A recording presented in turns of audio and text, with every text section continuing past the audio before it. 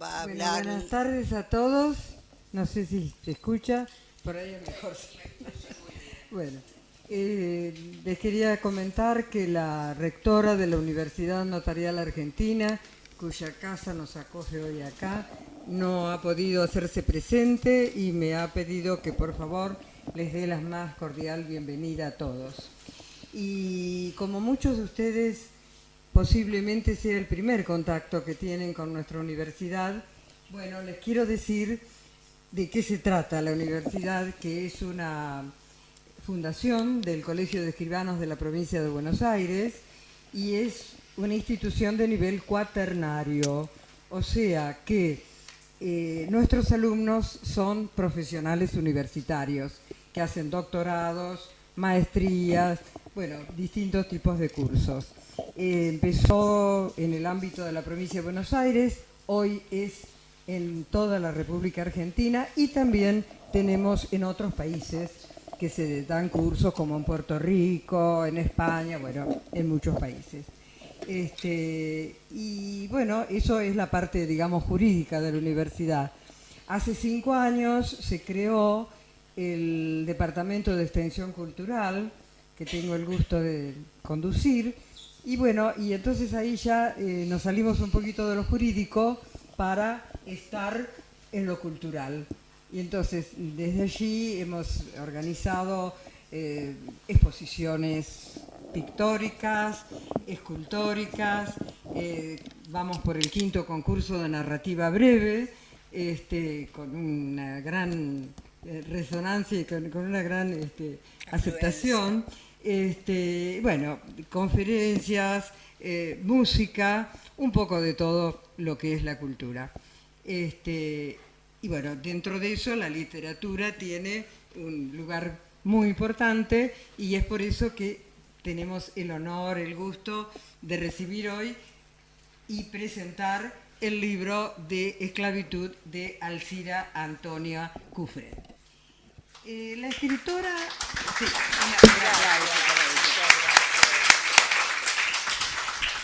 la escritora Alicia Antonia Cufré... Alcira. ¿Cómo? Alcira. Alcira Antonia Cufré me ha honrado designándome para la presentación de su obra Esclavitud. En primer lugar, corresponde iterar su trayectoria en el ámbito de las letras, que es ciertamente muy extensa y no menos valiosa. Escritora versátil, ha cultivado con igual maestría la narrativa, el ensayo, la poesía. En toda su vasta obra se destaca el tema de los inmigrantes, tan esencial a este país nuestro, ¿no es cierto?, que es un crisol de razas y de nacionalidades diversas.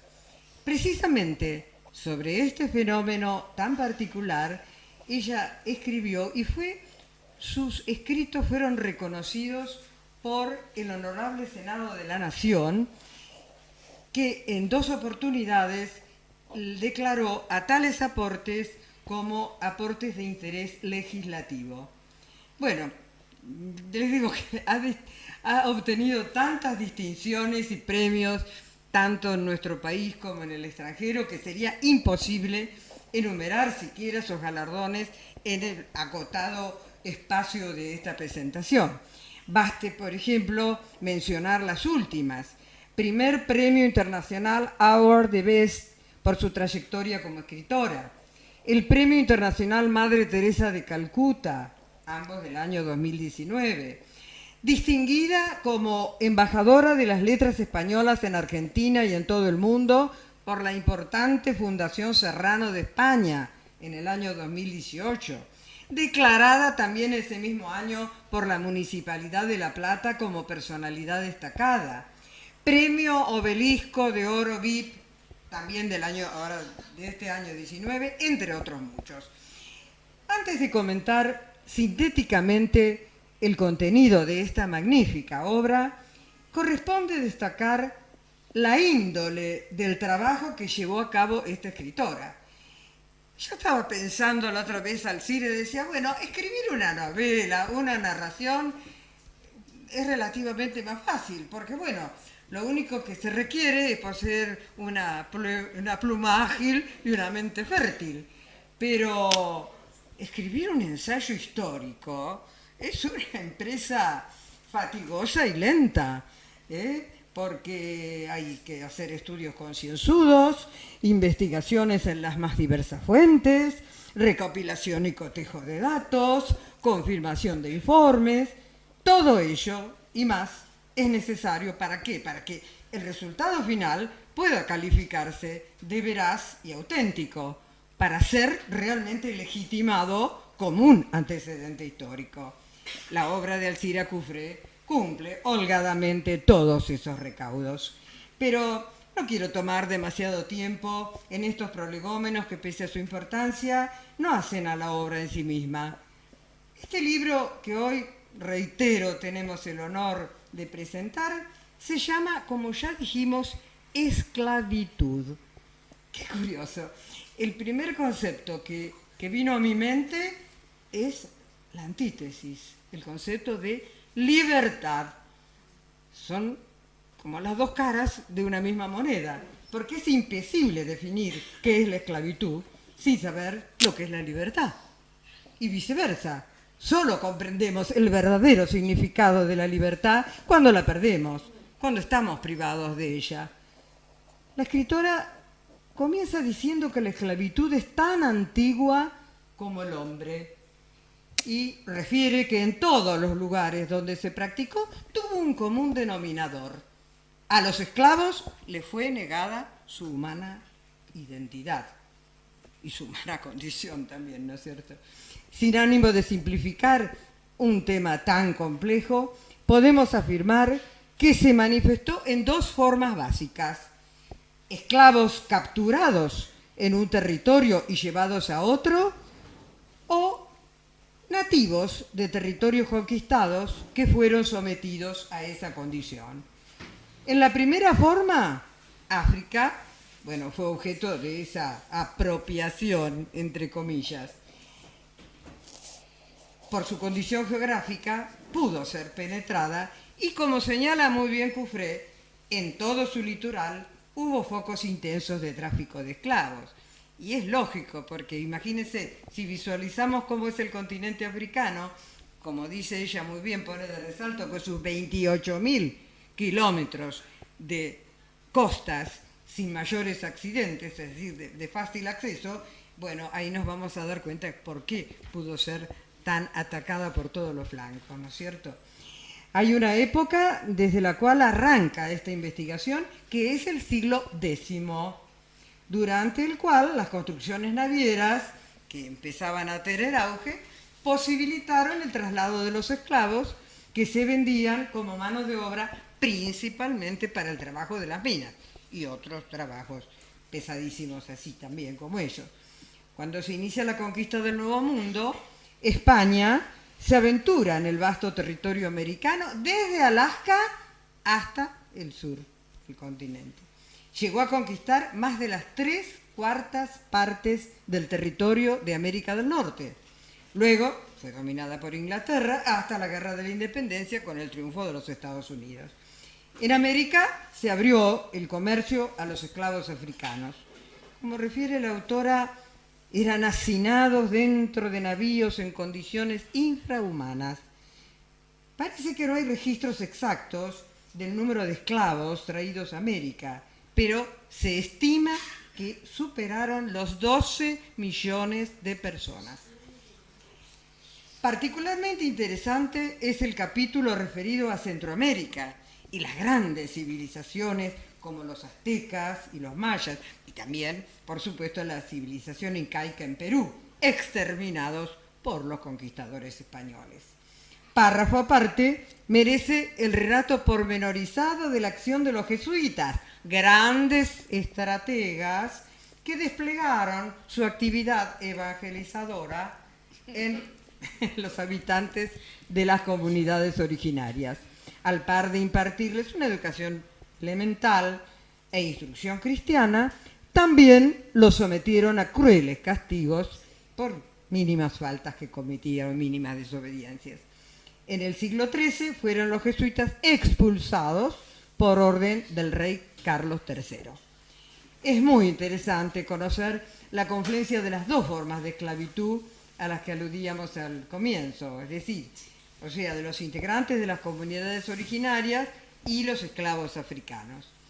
Todo esto y mucho más contiene este pequeño, gran libro de Alcira Cufré, que posee además el valor adicional de mapas y documentos fotográficos que completarán la ilustración del lector que se adentre en esta apasionante crónica que todos deberíamos leer, hasta por un imperativo ético, porque bajo formas tal vez más sutiles, la esclavitud sigue siendo un despreciable flagelo. Yo le preguntaría ahora a Alcira, ¿crees, porque vos arrancás la investigación esta magnífica desde el siglo X, ahora, en el siglo XXI, ¿hay alguna forma todavía, se mantiene de esclavitud? Totalmente, sí. Más sofisticada, más moderna. Los dejo con ello, Pero no me he ocupado de eso. Me he ocupado de la antigüedad. La señora quien les ha hablado es la doctora y escribana Elvira Llorio, que no lo dijo cuando comenzó.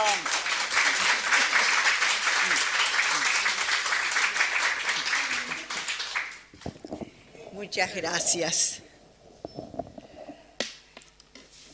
Quiero decirles que soy una persona muy sencilla, que ni mis vecinos saben cuál es mi tarea, porque casi no me ven en la calle, y no quiero que lo sepan,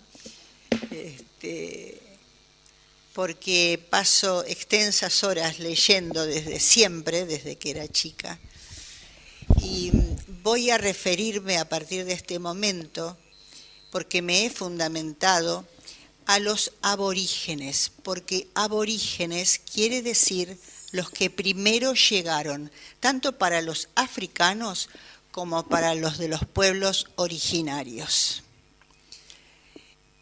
Porque se les dice indios y algunas personas se ofenden, pero es porque Cristóbal Colón se equivocó y creyó haber descubierto las Indias, pero como me ha parecido que en muchos casos lo han tomado de manera peyorativa, vamos a hablar de indígenas y vamos a hablar de africanos. En todos estos días que pasaron antes de la presentación, yo continué estudiando porque este libro contiene como un gigantesco rompecabezas imposible de completar, porque a pesar de tener 29 avales, yo sé que nos han robado información en muchos de ellos. Y también estuve pensando, por favor, Fede, si ponés el planiferio físico. Estuve pensando porque he revisado muchos planiferios de muchas épocas y el planiferio antiguo difiere en qué habitantes había en qué lugar. Y tengo dos lugares para decir dónde comenzaron con esta captura frenética, con estos raptos. En la parte de Oriente, donde está el Mar Rojo, pero también cuando me puse a observar este mapa que es moderno, con los otros de muchísimos años atrás, pude darme cuenta que la parte que, yo no puedo mirar para atrás, la parte que ocupa, vamos a hablar con los países como si existieran en ese momento, China e India, todo ese espacio inmenso de Asia decía Mongolia. Y ha habido unas guerras tan terribles. Yo creo que el planeta entero, sus pies, los pies del planeta, la Tierra, está cubierta de sangre. Porque lucharon permanentemente y con una consigna después que muere Jesús, comienza el siglo I y ya aparece el primer papa. Pero en los musulmanes también, en todas las religiones fueron símbolo de poder siempre y lo siguen siendo. Yo no voy a criticar a nadie, yo estoy dando una información precisa como corresponde a un ensayo. El primer papa fue Pedro el Apóstol. Y a partir de ese momento no era el Vaticano, sino que era en Roma donde se recibían todas las instrucciones. No existían los métodos que tenemos nosotros para comunicar.